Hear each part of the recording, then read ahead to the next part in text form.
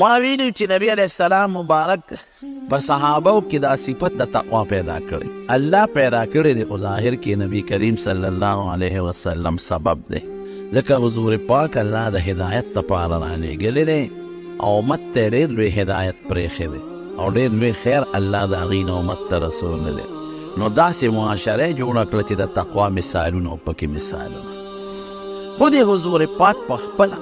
د تقوا یو ډېر اخري مرتبه ده. که هغه مونږ کې وینده نو مونږ پې خدای نه نیسي، لیکن صحابو به هغه مرتبه هم ځان کې پیدا کوله. لکه حضرت ابوبکر صدیق رضی الله تعالی عنه یو غلام نو په هغه به یې مزدوري کوله. دا په عربو کې دا یو رواج و چې غلامان به چا دې راغېښتل چې زما خدمت وکړي، چا به دې له ساتل چې یاره دا کاریګر دی نو دی به کار کوي بازار کې نو ماله به ماښام پیسې پیدا کوي، چا به پې دیاړي کوله چې د دیاړي کوه او دومره پیسې ګټه ماله راوړه. نو د حضرت ابوبکر صدیق رضی الله عنه یو غلام و، هغه ته یې وایي ته د ورځې کار کوه او ماښام ماله پیسې راوړه. نو ده به کار خدمت کوم او ماښام به حضرت ابوبکر صدیق رضی الله عنه له چې څه ګټلي و پیسې به یې راوړل. نو یو ځل یې ولې څه خوراک راوړه، تازه خوراک. حضرت ابوبکر صدیق هغه خوراک وخوړه. نو هغه غلام ورته وایي وی نور کله خو به د ما نه تپوس کوو چې دا خوراک د څه دی، نن خو داړو تپوس ما نه ونه کړي. حضرت ابوبکر صدیق ورته وایي وی وږي وم ډېر زیات، ډېر وږي وم، نو چې خوراک دې کېښود نو اړو تپوس مې محسوس نه که ضرورت او ومې خوړه. خو یې اوس تا نه تپوس کوم، وی دا کم ځای و؟ وی دا چې کله زه په جاهلیت کې وم د اسلام نه مخکې نو یو سړي له مې څه منتر جادو کړی او په منتر جادو نه پوهېدم، دوکه مې ورسره کړې وه. نو هغه قرض مې په هغه سړي باندې پورې و. نو اوس د اسلام نه پس په لاره تېرېدم په هغې کې واده و. نو زه ورغلم ما ورته ویل چې وروره زما د هغه منتر جادو هغه پیسې د باندې پورې دي شابه راکړه. نو وایي دا ډوډۍ خوراک یې راکړه چې دا پکې واله، دا چې تا ته مې کېښود او ته وخوړه. اوفو انا لله و انا الیه راجعون. په ما د حرامه ډوډۍ وخوړه. یو خو دا ده چې منتر او جادو باندې پیسې رښتل ګناه ده، او دویم دا چې ته پې نه پوهېدې، دوکه دې ورسره کړې ده او په دوکه دې پیسې وګټلې، دا دې دویمه ګناه وکړه. لکه نن سبا مونږ خلک په دوکو څومره پیسې ګټي. زه حیران شم چې مسلمان د پیسې دپاره څومره ټګۍ کوي او څومره دوکې کوي. سوچ مې لاړ شي چې خدایه دا مسلمان ته خدای ته ورسېد، د ده په زړه کې اړو یاره د خدای شته دی نه، داسې په خولې دا وایي چې آمنتو بالله، هلکه په الله د ایمان دی، د الله خبره ومنه که نه. او بالیوم الاخر اخره کې وایي چې د آخرت په ورځ مې ایمان دی. نو د آخرت په ورځ چې د ایمان دی نو ته آخرت منې؟ هسې ایمان دی، د خولې خبره ده. د آخرت په ورځ د ایمان دی نو آخرت کې به د نه خدای تپوس نه کوي، هغې لرې ځان نه دی تیار کړی. دا سوچ دې شته او که دا سوچ دې نشته؟ څومره ټګۍ زموږ خصوصا په دې دوکانونو کې کېږي. نن په ټوله دنیا کې ګرځه، ما سوا د یو څو دوکانونو نه ټیک ته مسلمانان او صالحان هم شته، دا نه وایم چې ټول یو شانتي دي. خو سوچه چای به چاته ډېره کمه پیدا کړې، د دوکې چای ده. پکې څیزونه ګډۍ او رنګونه ونه ورکوي، چرکې پکې ګډۍ رنګونه ورکوي. سوچه مساله ټیک د صالحان نیکان خلک هم شته، ښه به هم خرڅوي، لیکن کمه به داسې وي چې هغې کې به سوچه مساله وي، ګندونه او رنګونه دي، ادر باندې خرڅوي. دا معمولي غوندې د ګاډو والا نه ته سودا کې د پاسه یو شان شی پروت دی او لاندې بل شان شی پروت دی، دا ګناه نه ده. د پاسه به ښکلې مزېداره الا ټماټري، ته چې ورته ګورې نو ته وایې چې خدای اوبه مې وخوړې او ځان به ورنسې، او چې لاندې ګورې شنډۍ به پرتې وي، او کمبخت چې تل اړموي هغه شنډو ته یې ور اړمه کړي. یلکه دا بره د سر دا پکې واچوه، وایي دې لاندې سره به زه څه کوم؟ داسې وایي که نه وایي؟ نو دا لاندې ځان ته کوه غځان، لکه بیا دا لاندې بره واچوه که نه. خلکو له ولې دوکه ورکوي چې سړی ځان ته په دې رابلي؟ الوګان شو، غوښه شوه، نور څیزونه شو، ټول په دوکه. ایرونو یاد وساتئ، په دوکه که دې مال ډېر هم پیدا کړه، لاره په غلطه لاره به د نوځي. ګور یاد ساته، جیب به ډکي، برکت به پکې نه، مقدمه به جوړه شي، اسپتال به جوړ شي، بچې به ناجوړه شي، ښځه به ناجوړه شي، شا به وړو اسلام آباد او لاهوره پورې ټسټونه کوه، خو ځي به دنه په سوړو به دنه ځي، خدای به ورته سوړې کولاوی او په هغې به دنه ځي. او که حالات لږ شي مې او صبر درته وکړو نو سوړې به ورته بندي، مطمئن او خوشحاله به یې پکې. دا د دوکو کاروبار. نو دا دوکه حرامه. په دې پمپونو کې مونږ خو روانو په دې سی جي پمپونو کې، اوس خو خیر قصه بل شانتې ده، اوبره به یې لیکلي وو، هغه ریټ به یې لیکلي وو 61 نو پوټینی هغه ننن به به ورسره داسې لاندې پوټۍ لیکلې وه چې سړی دوکه کړي بیا داسې پوټۍ نه هغوتې ورسره لاندې لیکلې وه چې زه د دې نه نه ښکاري دا شیطان ورته اچوي نه 61.99 چې خلکو ته ښکاره کړي چې زما خو 61 روپۍ نرخ دی او که بیا څوک وایي چې لکه تا خو 61 نه 2 شپېته دې کټ کړې نو ما خو لاندې ورسره 99 پیسې لیکلې دي نو 1 روپۍ څه شی دی چې هغې له دوکه کوې زه اوس ته ووایه یو پمپ والا چې د کروړونو پمپ چلی که هغه 1 روپۍ دوکه وکړي په کیلو کې نو دا څونه فایده هغه ته رسوي یې سم نه لیکن دا اوس شیطان ورته پړه کوي چې لکه څه په ولیکه چې 2 شپېته دي که نه دا 99 دې ورسره پوټۍ نه ولې لیکلې دي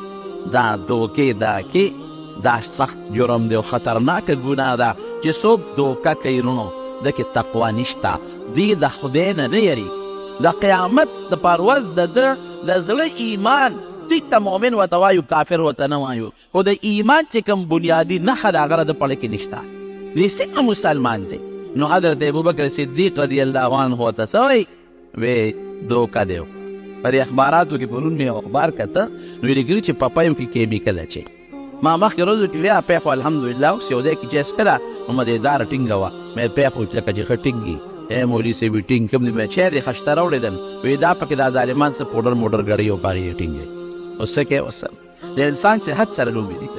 دوه نقصانه شو پیسه نیم په دوکه وګټله او انسان صحت دې برباد که د خدای نه نه یریږي نو وایي تا 2 نقصانه وکړل په جادو منتر دې م پیسې واخېستې او دوکه دې م کړې ده اوهو نو څه چلې وکړه تعلق یې ګوته ومنډله چې دا ډوډۍ اوس الټی کړم زور یې لګاو نو الټی کېدې نه حالانکې د شریعت مسله دا ده چې تا باندې څوک ډوډۍ وخوري او ته پې نه پې او حرام یې د باندې وخوړه انسان دی نو پته یې الټی کول څه لازم او فرض نه دی ته په دې مکلف نه چې خامخا الټی کړه بس غلطي وي یو سړي ډوډۍ در باندې وخوړه وروسته یې راته وایي چې ارامه مې در باندې وخوړه نو الټی کول پته لازم نه دي په شریعت کې خو دا د تقوا هغه اخري درجه ده ورغوه ته وایي هغه اخري درجه خو له ګوته یې منډله چې الټ کوي نو الټی کېدې سترګې بقې بقې راووتې چا ورته وی صاحب ولې وي دا ډوډۍ ورسره وباسم وی اوبو پسې وڅښه نو بیا کېدی شي الټی در شي وی ورشه اوبه راوړی نو بیا وڅښلې نو بیا په تالو کې ګوته ومنډله نو هغه هر څه الټی کړل دومره یې ورسره سترګې بقې وپړسېدلې رنګ یې ورسره بدل شو مخ یې سور شو وی دا دې څو کړل ځان سره ځان دې برباد کړه شاګردان ورته وایي وی که دین وړی سره زما روح او ساه راوته نو مې ورسره رایسته خو دا وړی مې وجود کې نه پرېښوده دا د آخري مرتبه د تقوا صحابو کې داسې تقوا نبی کریم صلی الله علیه وسلم ورته ښودلي دي یو ځای کې نبي علیه السلام د یو ښځې میلمه شو غوښه یې وله پخه کړه چې ډوډۍ خوړله چې نوړی اوچته کړه خوله کې اړی راړی نه تېرېږي اړی راړی په خوله کې نوړی نه تېرېږي نبي علیه السلام وفرمایل وی داسې معلومیږي لکه دا غوښه چې د کوم څاروي ده د مالک نه بې اجازت حلال شوی دی معلومات والے ښځې نه یې تپوس وکړه وی دا غوښه تا د څه وی دا مې یو رکوټې کیلوکې یا ګلونکې حلال کړی دی وی د چا وی نبي علیه السلام مې میلمه و زما خوا کې ګاونډیان دي د هغې نه مې اخېسته نو چې ورغلم نو مالک یې په کور کې نو ښځې ته مې وویل چې دا په څو خرڅوې وی خاوند مې نشته مې زه بس به مې را خرڅ کړه چې خاوند دې راشي خیر اجازت به ترې وغواړي پیسې مې ورکړي دي دا نه چې مې نه دي ورکړې خو خاوند نه بې اجازت حلال شوی دی نبي علیه السلام وی داسې وکړې وی دا خوراک چې د په قیدیانو میدیانو وخورئ دا موږ له ورکړه چې پیغمبر د خلکو مخکې دا کار کوي نو اثر کېږي که نه کېږي که زه مثال په طور تاسو د دلته ناست یم او مسله درته بیانو او زه په خپله یو مسله کې یو ګناه کې مبتلا یم او تا ته یم چې دا ګناه مه کوه ته رښتیا ووایې په تا به اثر وکړي نه که تا باندې به کله اثر کوي هله به اثر کوي چې زه خپله دا ګناه نه چې زه یې نه کوم ځان ساتم نو په تا به هله اثر کوي او چې زه په خپله پکې مبتلا یم تا ته وایم مه کوه زه په خپله پوم اثر به د باندې چته مونه کړي نو رسول الله مبارک لومبی عمل به په خپله کوو دویم نمبر د صحابو مخکې به عمل کوو نو صحابو کې بیا دا پیدا کېده صحابه خو بیا عجیبه حیثیات او عجیبه شخصیات ته جوړ شو حضرت حنظله رضی الله تعالی عنه یو ځل په لاره را روان دی او پریشانه دی نو څه وایي نافقه حنظله نو ظاهري معنا پیدا ده چې حنظله منافق شوی دی لیکن دا معنا خو موږ نشو کول هغه صحابه دي یو سړی ځان ته ډېر هم ګناهګار وایي ګناهګار یم خو ته خو نه شې ویلې ورته که نه خو ځان له لګیا دی الله تعالی امام نه ده نو نافقه حنظله معنا به یې دا وکړم چې ګډوډ شو حنظله ګډوډ دی حضرت ابوبکر صدیق رضی الله عنه ولا په مخه ورغی او دوی همدغه روان دي چغه وایي نافقه حنظله ګډوډ دی ابوبکر ورته وایي ما لکه څه شي وي هلکه څه چل دی خیر دی وی حضرت ابوبکر وی چې موږ د نبي علیه السلام سره په مجلس کې ناست یو نو وی موږ بل شان حیثیت دی زمونږه داسې راته را جنت ښکاري لکه په دا سترګو چې وي او دا دوزخ داسې محسوسو لکه چې دا په سترګو باندې یې کینو بل شان کیفیت یې په دې وړونو کې نو چې د نبي علیه السلام نه دې خوا شو او بیا د خپلو ښځو او بچو سره ګډوډ شو نو بیا مغه حالت بیا هم رانه هغه آخرت یېري بیا جنت یېري بیا دوزخ یېري بچي ښکلو او ښځو سره ناست پاس شو هغه چې د پیغمبر مجلس کې سړي هغه بیا نه او نه محسوسو نو لکې مې دا راله چې دا چې ته منافق نه شو منافقان نه شو هلته یو حالت دی د منافق خو د نړۍ یو شانتي ظاهر بل شانې که نه نو دا خو هغسې نه ده خو لیکن د پیغمبر سره یو حالت دی او کورم د بچو سره بل حالت هلته دنیا یېره ده کورم بچو سره دنیا یاده ده هلته آخرت یاد دی کورم بچو سره آخرت نه یاد دنیا یاده ده حضرت ابوبکر ورته وی هلکه انا وجد وی زه خو هم دا بولمه وی دا شی خو په ما کې هم شته چې د نبي علیه السلام مجلس کې یو شانتي و او چې کور لاړ شو بیا بل شانتي و زه چې دوی چې د نبي علیه السلام نه تپوس وکړو راغلل حضور پاک مبارک ته کېناستل او دوی هم حقه ناره لګوي نافقه حنظله د الله رسوله حنظله ګډوډ دی حضور پاک هم دې تپوس کوي مالک څه شوي دي څه مسله ده نو دا حال یې ورته وویل صاحب چې تا سره ناست یو نو آخرت جنت دوزخ داسې ښکاري لکه په دا سترګو چې وینو دنیا مو یېری او چې ستا نه لاړ شو او کور ته بچو ښځو سره ګډوډ شو بیا مو هغه حالت دی نبی کریم اور دا هغه تقوا ده دا هغه تقوا دې ته هغه تقوا وایي زړه کې یره او خشیت په زړه کې راشي دا د تقوا یو مرتبه ده نو راغی نبی علیه السلام ورته وایي ای حنظله وی که تاسو ما سره په کم حالت یې او دا حالت هم همیشئ کور کې هم دا حالتي بچو سره هم دا حالتي بلار هم دا حالتي نو لصافحتکم الملائکة علی فرشکم بیا به هم دې حد ته مرتبه ورسي چې فرشتې به د سره په کټونو بسترو کې ستړي نشي کوي ولکن ساعتا د یو ساعت به داسې وي یو ساعت به دا خو د دنیا حالت دی دنیا کې خو داسې کېدی نشي ما والا حالت که په کوري بچو سره به څه کوې بیا خو ګټه نشي کولی بیبي سره به څه کوې تعلقات نشي قایمولی دوستانو به سره به څه کوې گپ شپ او خوش طبیعتي بیا نشي کولی یو ساعت به یو شان دی بل ساعت د پیغمبر علیه السلام د مجلس په داسې مثال لکه بلب ته چې کم ځای نږدې وي زیاته رڼا وي پکې او د بلب نه چې کم ځای لرې وي نو هلته رڼا کم وي داسې کوي نو چې حضور پاک مجلس کې به څوک ناست و هغه ټوله رڼا وه زړه کې به هم رڼا پرته وه سترګو کې به هم رڼا پرته وه او چې د پیغمبر علیه السلام د مجلس نه به اخوا شو او کور ته به لاړ د رڼا سر به کړ داسې لکه تاسو یا موږ چې د یو عالم تقریر اورو نو هغه حالت بدري بل شانتي وي او چې تقریر ختم شي او سړی کور ته راسي نو حالت بیا بل شانتي وي دا یو اثر وي د مجلس لیکن صحابو کې دا سوچ و چې دا ولې داسې کوي کوم حالت چې زموږ د رسول الله مبارک په مجلس کې دی چې هغه حالت یې زموږ په کور کې دې ته تقوا وایي ما تاسو ته حدیث تېره جمعه ویلی و چې نبي علیه السلام فرمایي چې اووه کسان د الله د عرش لاندې د قیامت پر ورځ باندې اووه کسان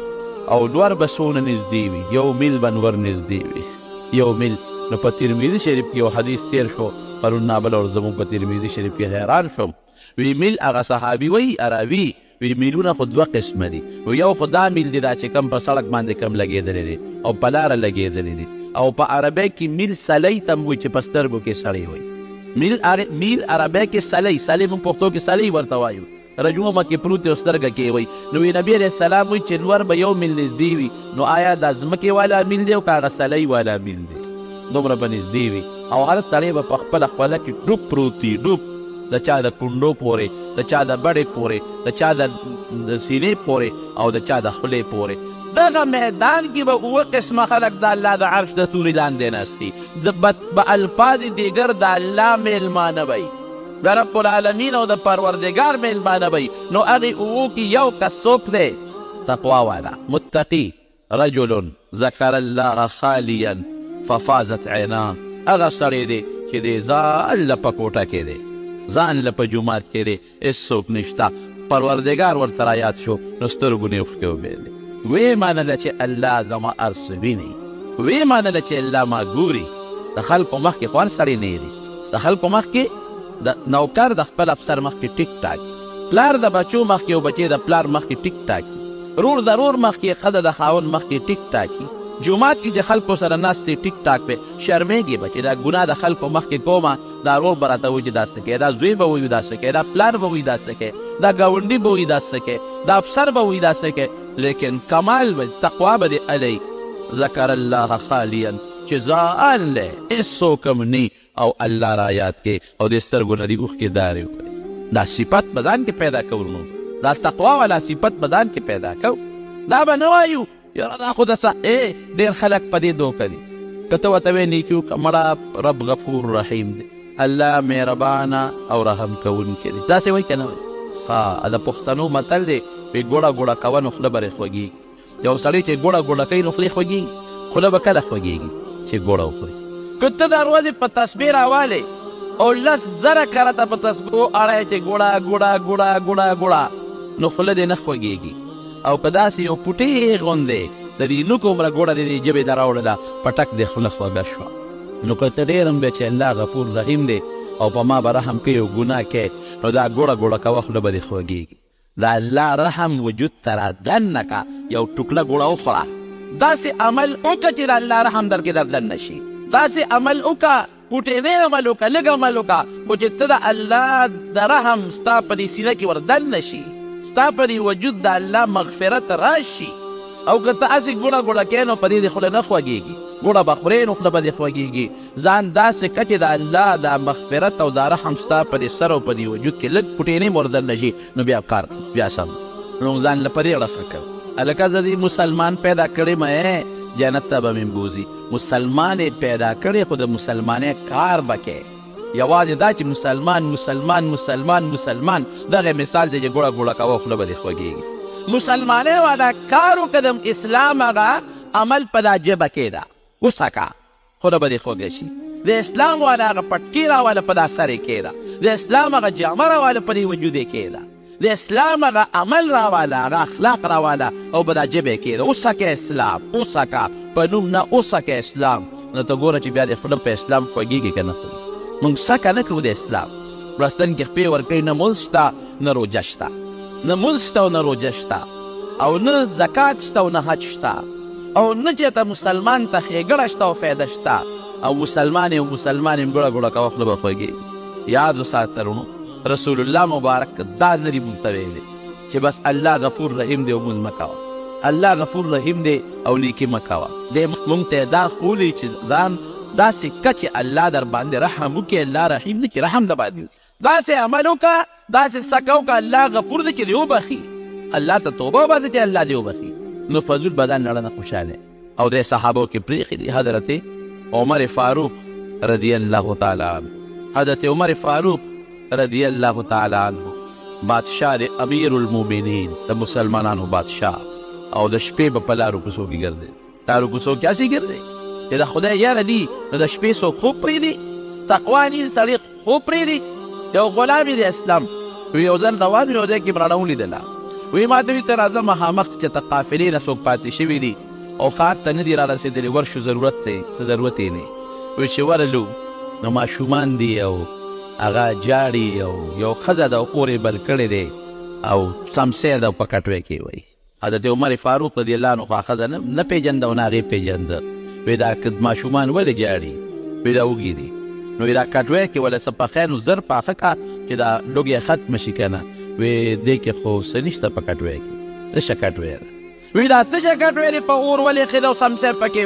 وی دا ماشومان کوږي دي نهار دي ماشومان جاړي نو دا مې خوب نه ورځي نو دا مې وله کټوۍ په اور کېښوده چې د دوی تمه پیدا شي چې مور خوراله څه شی پخوي نو که په دې تمه کې یو پوټې دا جړی قلاره شو خوب وله ورغی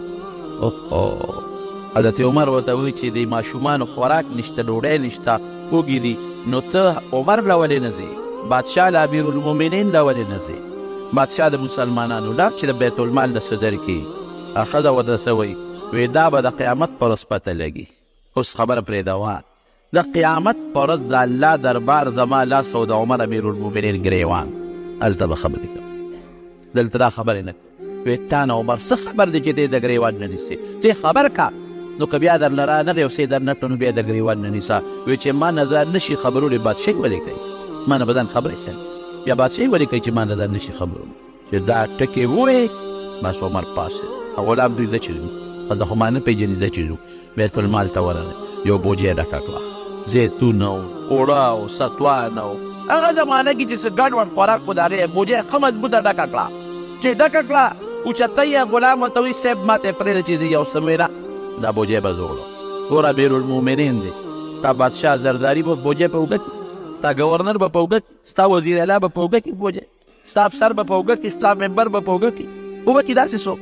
دې ته تقوا وایي دې ته یاره وایي وایي ما ته یې را په اوږه کړه او یو شی دی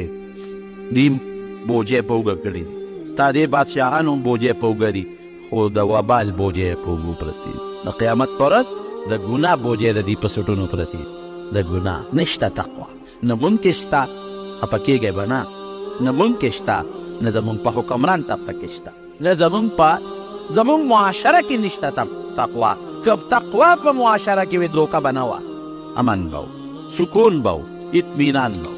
خوشحالي به وه نن د بچي ژوند محفوظ نه دی د ښځې ژوند محفوظ نه دی د مالدار ژوند محفوظ نه دی د غریب ژوند محفوظ نه دی د مولا محفوظ نه دی د مقتدي محفوظ نه دی عزت نه ستا محفوظ دی نه د مولا محفوظ دی نه د خان محفوظ دی نه د غریب محفوظ دی داسې ده که نه ده ډوډۍ شته چا سره او چا سره نشته څوک د لوږې مري چا دی چل نه ورځي چې دې سره څوک د لوږې مړ شو چا سره د پیسې د سنبالي ځای نشته چې دې سره څوک او چې چا سره ډوډۍ نشته هم پریشانه دی او که چا سره ډوډۍ ډېره ده هم پریشانه دی هر سړی په لوی غم کې پروت دی ولې دې سینه کې تقوا نشته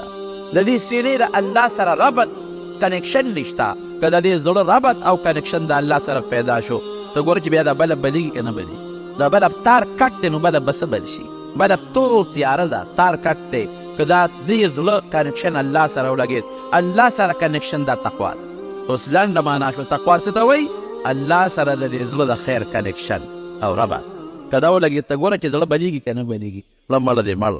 وی دا بوجۍ ما ته په اوږه کا هغه سړی څه وایي او غلام وایي صاحب نوکر وایي څه ته زه غلام نوکر نو بوج به زه وړم که ته به وړې حضرت عمر ورته څه وایي وی دا بوج خو به مې ته یوسې خو د قیامت په ورځ به مې بوج څوک وړي الله دربار کې د قیامت په ورځ زما بوج به څوک وړي په سر غلام وایي ور اوچت مې کا بوجۍ نو چې څوک دا بوجۍ د وړو بلد نه که نه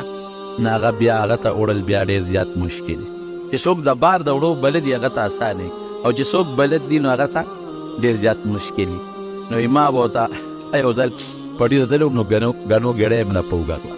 ناره شولګر نو یو ملګری زمیندار ما ته وایي چې ته یې پرېږده مونږ به یې در وړو نو ما ورته خاندل مې تا خو 10 ورځې شروع دې نړل اوس ما ته راکړه چې ځان سره یوسم نو هغه د نر بچي ما ته ښه مضبوط ګېډۍ وتړه چې ګېډۍ وتړه نو هغه وړې په شو که نه نو ما یې ما ته یې را په اوږه کړه نو چې په اوږه مې کړه نو پې شومه چې خدای دې سره به اوس څه کوم نو هغه دوبچو کې مې کله په یو خوا تله او کله په بل خوا تله اخیره کې خوند یې ونه کړه هغه میدان ته مې وغوڅ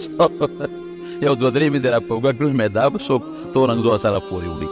نو د با هغه ماشوم هلک و د هغه زمیندار دی هغه را منډه کړه هغه یو با لاس اوچت کړ په اوږه کړ نېغ ما سره روان نو حضرت عمر خو د بار د وړو بلد نو د بوج نو حضرت اسلم وایي وی قسم دی چې ما ورته کتل دا خپې به کږې وږې تلې حضرت حضرت بس یې که ما ته یې را په اوږه کوي نه قیامت پر ورځ به زما بار توړي بوجۍ یې راوړه د خیمې خوا کې وغورځول هغه دې ته ویې خوا شه ښځه یې خوا کړه هغه کټوۍ ولیدې نو هغې کې څه ستوان او څه اوړه او څه کجورې او څه پیسې پیسې ګډې کړې او لګیا دي اور نه بلیږي وی ما ورته وایي چې دې خوا شه صیبه دا اور درته بل کړم وی ته اخوا شه نو وی پوکې به وه لوګې به کته پوکې به وه لوګې به کو وی قسم دی چې هغه منظر مې اوس هم په سترګو کې دی چې هغه اور لوګې به د حضرت عمر د ګیرې نه پورې پورې ورته راوت یالوا غوندې یې پخه کړه چې پخه کړه هغه دې ته وي د ماشومانو سره دې خوا کړه ماشومانو خوراک وکړه وایي مې چې زه چې ځو که نه صاحب وی صبر وکړه دا ماشومان مې په ژړا لیدي چې په خندې ووینم چې ماشومان په خندا او په لوبو ټوکو شو نو روان شو نو هغه دې ته وایي سهار له راشه مسجد نبوي ته چې تا له مونږه وظیفه مقرر وی زه چې درشم ما به عمر څه پېژني وی ته راشه ما به هلته ومنې زه به یم او نه پېژنې چې عمر سهار وختې ښځه راله مسجد نبوي ته چې راله څنګه تپوس وکړي امیرالمؤمنین هغه دی چې ویې کتل ښځه په رستو کېدو شو خو بېګا خو به د ما پوکي والي دي پاکه سړی دی او چې کله چې عمر رخصتېده نو دا ښځه ورته رښتیا دعا کوي وی ای ملګري ای مسلمانه وی خدای دې د عمر نه باچۍ والي او تا له دې خدای درکړي ته د بادشاه لیکې هغه د بادشاه دی وی دلته راشه سهار له به بیا هلته کې مه ووینې نو چې ښځې دې ولیده به بېګا خو مې پوکي به ده والي دي بوجیا خو مې په در اورېده نو ښځه وروستو د حضرت عمر ملګري راته ښځه را مخکې کړې وظیفه وله مقرر کړه وی وایه که نه ترورې اوس به د قیامت په ورځ د چا ګرېوان نیسې اوس به څه دا ګوی دلته او که زما په مخ کې نو هله به دې پرېږدم وي اوس به زه د قیامت په ورځ د الله په دربار کې ګوی کوم چې الله عمر زمونږ امیر المؤمنینو او دې شو د خیمې نه بار یو سړی دی څه چل دی مسافر یې مجید دې خیمه کې د فریاد اواز ولې دی وي زما کور والی په دې خیمه کې یو ماشوم یې پیدا کېږي نو بیا څوک دی ورسره هېڅ څوک ورسره نشته مسافر یې په دې بیامان هر څه په دې پرېښودلو نیمه شپه ده کور ته یې رامنډه کړې او خپلې بیبي ته وایي د امیر المؤمنین بیبي چې ته ورته اوس خاتون اول وې خو دې زمانه کې ورته خاتون اول وایي خاتون اول به ورشي داسې به وکړي وایي اله شابه یو مسافر دی او بچی کېږي اله شابه لږ ما سره لاړه شه د هغې خدمت وکړه دیتوب چې ورته وایي د دیتوب خدمت وکړه هغې ځان سره هغه وخت کې چې د ماشوم په کېدو په وخت کې څه سامان لګي ښځې له څه خوراک پکار یا ماشوم له هغې زر در راغونډ کړ او حضرت عمر ته مخکې د خاتون اول د صحابهو د زمانې د حضرت عمر بیبي ورپسې ده خیمې ته وردننه شو خدمت یې وکړه سړی خو یې نه پېژني چې د حضرت عمر دی د هغې ښځې له خدای بچی ورکړه زوی یې پیدا شو چې زوی یې پیدا شو حضرت عمر ته بیبي آواز ورکړه وی امیر المؤمنین مبارک دې شته ستا د دې مسافر رور غیو شو چې هغه وویدل په لرزان شو د امیر المؤمنین دی نو تقوا لکه د الله یره دا تقوا معنا شو تقوا چې لکه یره راله نو پرهیز د ګناه نه دا د تقوا معنا شوه تقوا د الله سره د خپل زړه ربط او کنکشن د خیر جوړول دا تقوا شو تقوا څه شوه د خپل زړه او د وجود پرهیز او دا بچ کول شو د ګناه نه او د شیطان نه او د اور نه دې ته تقوا ویلی کېږي دا یو مشترک غوندې لفظ دی نو خدای پاک دې په مونږ کې تقوا پیدا کړي نبی کریم صلی الله علیه وسلم په خپل یو مثال ورکړي د بني اسرائیلو د یو دریو کسانو وی په بني اسرائیلو کې یو درې کسان په لاره تېرېدل نو وی باران شو پې زلزل شو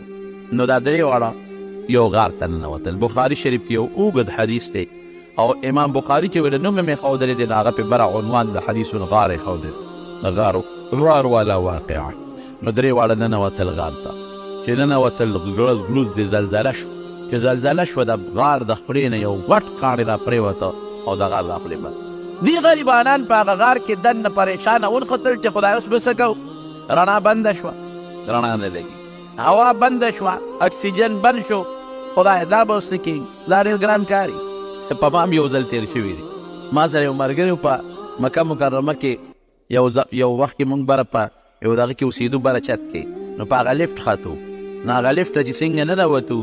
او په هغې کې روان شو نو چې هغه د نیمې له ورسېد نو لفټ په ځای ودرېده بلکل په دا میانځ کې ودرېد او چې څنګه ودرېده نو بجلي پکې باندې مړه شوه پکې پکې لګېدلي بجلي پکې پکې بند شو بجلي او خو پټېدې ځای خدایه پاکه دا به اوس څه کېږي بلکل الله ګواه دی نه ما خبرې کولی شوې او نه د ما هغه ملګري خبرې کولې سترګې مو برته شوې اکسیجن ورو ختمېږي ساه لږه لګالو خدایه دا څه وشو دا به څه کېږي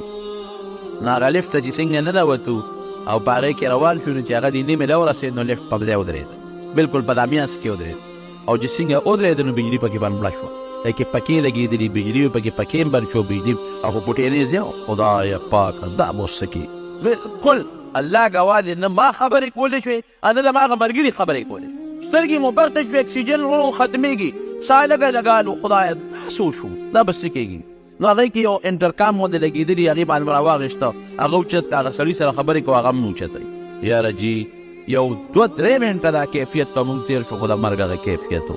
الله بیا فضل وکړه هغه شی په خپله روان شو نو 3 واړه غریبانان په غار کې بند شو تیږه پې پرېوته اکسیجن هوا رڼا څه بند شو دې کې دا یو کس ډېر هوښیار و هغه وی داسې کار دی چې بغیر د الله نه بل څوک مونږ اوس نشي بچ کولی مونږ چې بچ کوي نو پروردګار به بچ کوي بل څوک نشي بچ کولی او پروردګار چې مونږ بچ کوي نو الله به هم بچ کوي چې مونږ الله خوشحاله کړو که الله هم خوشحاله کړي نو مونږ به بچ کوي نو الله پسې خوشحالېږي په نیک عمل او دلته په دې غار کې خو مونږ نیک عمل نشو کولی مونږ خو په پریشانۍ کې پراته یو نو راځئ داسې کار کوو چې مونږ په دنیا کې چا هم کوم څه نیک عمل کړی دی نو خدای ته بیا ور مخکې کړو چې الله ما دا نیکي کړې ده ما دا نیکي کړې ده نو ممکن ده چې رب العالمین په مونږ رحم ډېره ښه نو هغه یو کس وایي چې پروردګار ما په یو نیکي کړې ده نیکي مې دا وه چې ما مزدوران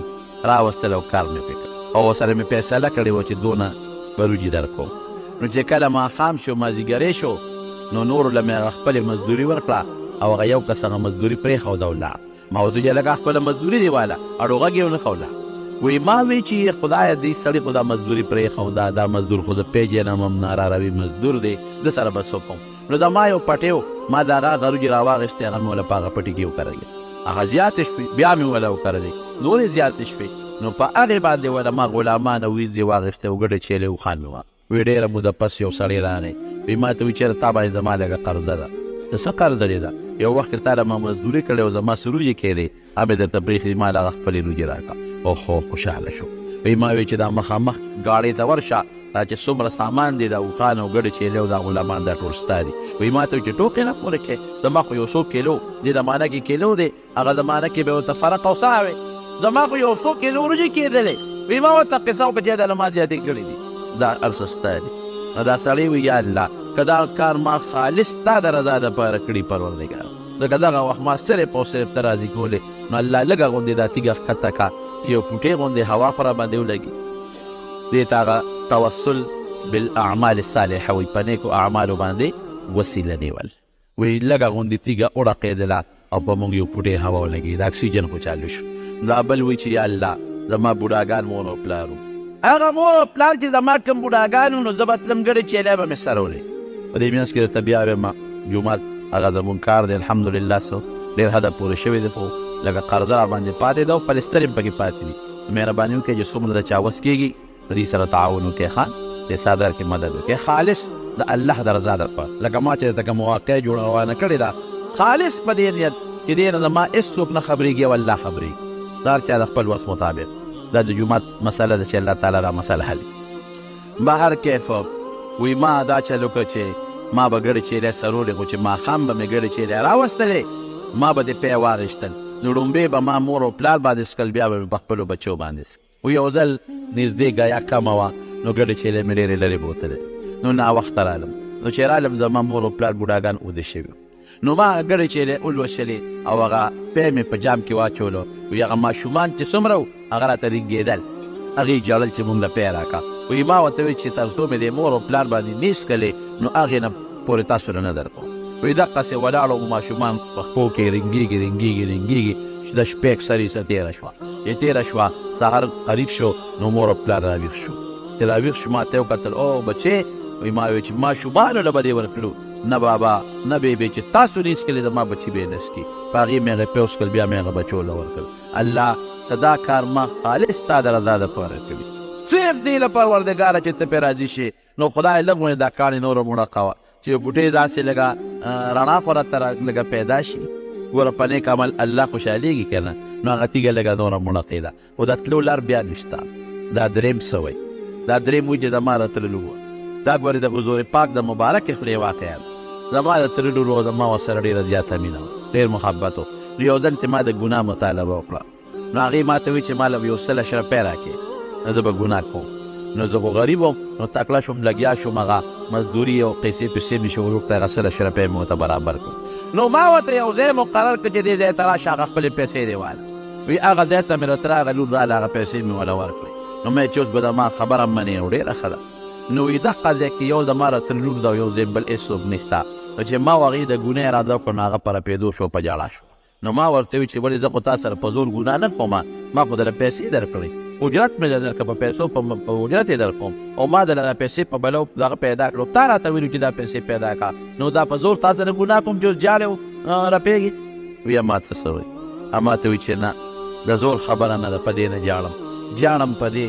چې ما دا ګناه چاته نه ده کړې. نو د الله نه یېرېږي، لوی الله نه یېرېږي. دې وخت کې هېڅ حکم نشته، یو تی یو زیم یو پروردګار یو الله دی، الله نه یېرېږي. زمونږ نوجوان ټول که دا سوچ پړه کې را پیدا کړو، والله که بیا د موبایل او د کمپیوټر غلط استعمال وکړي، ته چې دا په موبایل باندې دا ګندونه ګورې او په کمپیوټر دا ګندونه ګورې، د خلکو مخکې کتلی شي نه، د پلار مخکې کولی شي نه، د ورور مخکې کولی شي نه. که تا دا سوچ وکړه چې دلته خو زیم او دا کمپیوټر دی او الله دی، دلته خو زیم او دا موبایل دی او دریم څوک دی، الله دی، او وړه دا سوچ وکړه چې دا الله ما ویني، قسم په خدای که دې د هغه ګناه وکړه، هېڅ بلکل بیا ونه، خو دا تصور نشته که نه. زه سوچ کوم اخرت منم ټیک تا د ایمان د حق پورې در سره منم چې مسلمان کافر درته نه وایم خو چې کوم آثار د آخرت د منلو دي هغه د پړه کې نشته بالکل نشته ګیس ترکاره شته خو چې ګیس د کوم مقصد اخیستل دي چې پخلی پې وګناه دې تېوانه دشته پخلی دې پې ونه څادر د سره ښه مضبوط شته خو څادر نه چې کوم مقصد اخیستل دي چې یخنۍ کې پې ځان ګرم کې هغه فایده دې تېوانه دشته د ایمان او د اسلام نه چې کوم فایده اخیستل دي هغه فایده مو وانه اخیسته د ایمان او د اسلام په دې وجه رپېږي او بس وي زه مو یېرېدم واقعي وی ما وی جهان دا 100 دینار اشرفی دا ستا شوې او زه دنه لاړم الله تا ته پته ده چې دغه وخت کې دا ګناه ما کوله نو ما کولی شو خو خدایه ستا نه ویرېدم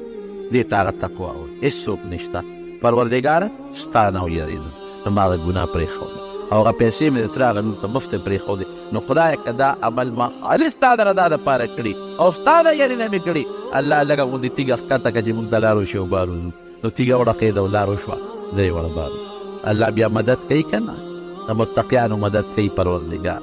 قرآن شریف کې الله فرمایي چې دا قرآن هدل للمتقین هدل للناس دواړه وایي انسان د هدایت لپاره راغلی دی خو چې کوم انسان ته هدایت وایي نو هدل للمتقین دا بیا متقي او پرهیزګاره شو الذین یؤمنون بالغیب متقیان څوک دي الله مني لیدلی نه دی ګورئ په شیشې مني قیامت مني لیدلی نه دی نه سترګې حواس او عقل قیامت نشي معلومولی د هغې ادراک نشي کولی فرشتې لیدلی نه دي او نه په سترګو لیدلی دي او نه په عقل معلومولی شي او الله وشته رسول وشته بیا یې مني ویقیمون الصلاة پابندۍ سره لمونځونه کوي یقیمون الصلاة یؤمنون بالغیب ویقیمون الصلاة لمونځ پابندۍ سره کوي او بیا راځي څنګه دی ومما رزقناهم ينفقون ما چې کومه روزي دله ورکړې ده د الله په لار کې خرچ کوي بچو له م ورکوي ښځې له م ورکوي جومات له م ورکوي ګاونډي له م ورکوي زکات هم ورکوي قرباني هم کوي چې پې واجبي والذین یؤمنون بما انزل الیک په قرآن هم ایمان دی وما انزل من قبلک مخکني کتابونه هم مني انجیل تورات زبور دا نور کتابونه هم الله نازل کړي دي الله وروسته څه وایي وبالآخرة هم یوقنون دا ډېره مضبوطه خبره وبالآخرة هم یوقنون او مؤکده جمله ده آخرت من یقین ساتي چې ما آخرت په لویه ورځ به الله سره مخامخ کېږم او ما نه به الله تپوس کوي عمر مې درکړی څه کې دې تېر کړو خصوصا ځواني دې څه کې تېره کړه مال دې وګټه د کم دی نو خرچ یې څنګه او پویه مې درکړې و تا د هغې مطابق څه عمل وکړو نو الله وایي چې دا متقیانو نتیجه څه ده اولئک علی هدی من ربهم دا په صراط مستقیم دي تا هلته مخکې صراط مستقیم غوښتې دی اهدنا الصراط المستقیم ځان نه متقي جوړ کړه دا صراط مستقیم دی اولئک هم المفلحون دا کامیاب نو تقوا ځان کې پیدا کړو د خدای نه طمع به هم سات او د خدای نه یره به هم حضرت عمر فاروق رضی الله تعالی عنه وایي که بالفرض د قیامت په ورځ باندې رب العالمین اعلان وکړي حضرت عمر وایي چې ټوله دنیا د دوزخ ته ځي او صرف یو کس ته جنت ته ځي بالفرض دا فرض خبر صرف یو کس ته جنت ته ځي باقي د ټوله دنیا دوزخ ته ځي وایي زه به یم چې دا به زه یم وایي دومره مې د خدای د رحم امید او که بالفرض الله د قیامت پر ورځ اعلان وکړي چې دا ټول مخلوق د جنت ته ځي او صرف یو کس ته دوزخ ته لاړ شي دا ټول مې وبخل په فرض محمول ده بالفرض ابلیس تیم ځي او دا کافران دې ځي او صرف یو کس ته دوزخ ته لاړ شي وایي زه به یم چې دا به عمر وي نوره د خدای نه زړه کې د الله یره او یو صحابي دی د نبي کریم صلی الله علیه وسلم هغه سره حضور پاک مبارک پټ پټ رازونه یې ښودو پټ پټ رازونه یې ورسره یې ښودو ډېر پټ رازونه صاحب السر ورته وایي د نبي علیه السلام رازدار پټ پټ رازونه ورسره نو حضرت عمر فاروق رضی الله عنه دې یو ځل تپوس وکړو ملګري دا نه ورته تپوس وکړو وایي تا ته خو نبي علیه السلام ډېر پټ څیزونه ښودلي دي که نه وایي او وایي منافقان یې درته ښودي دي وایي بالکل